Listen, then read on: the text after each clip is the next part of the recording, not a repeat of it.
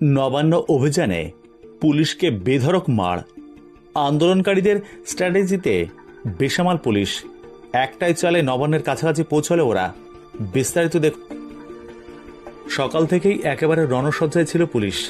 নবান্ন একেবারে দুর্গের চেহারা, জলকামান, টিয়ার গ্যাসের সেল তো বটেই, রাস্তায় গর্ত করে ব্যারিকেড ভেঙে ঢালাই করে দেওয়া হয়েছিল। আনা হয়েছিল বড় বড় কন্টেনার। বেলা 12:30টার কিছুটা সময় পর মিছিল আসতে শুরু করে। একটার সময় পরিস্থিতি তপ্ত হতে থাকে।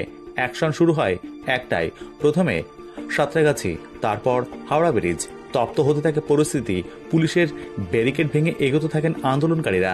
রীতিমতো ব্যারিকেড উপড়ে ফেলা হয়। পুলিশ ছুটতে থাকে জলকামান, ফাটাতে থাকে টিয়ার গ্যাসের সেল। এই পর্যন্ত ছবিটা আর 5টা নবান্ন অভিযানের মতোই ছিল।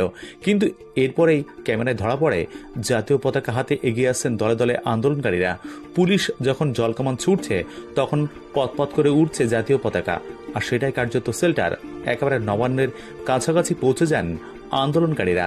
শেষ কবে কোনো রাজনৈতিক দলের নবান্ন অভিযান এতটা কাছাকাছি পৌঁছতে পেরেছে তা বলা কষ্টকর, বলছেন রাজনীতির কারবারিরা।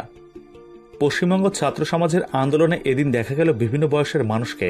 তাদের কারোর হাতে কোনো রাজনৈতিক পতাকা নেই, কেবল জাতীয় পতাকা। পুলিশ সেভাবে পুশব্যাক করতে বাধা পাচ্ছিল, কারণ আন্দোলনকারীদের হাতে জাতীয় পতাকা।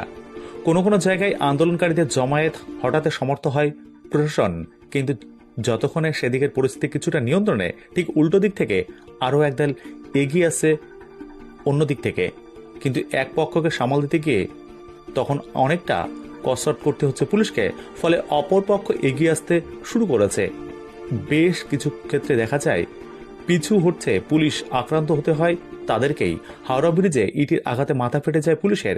পুলিশকে মাটিতে ফেলে লাঠিপেটা করা হয়, লাথি মারা হয়। আবার কখনো দেখা যায় আন্দোলনকারীরাই উদ্ধার করছেন আক্রান্ত পুলিশকে।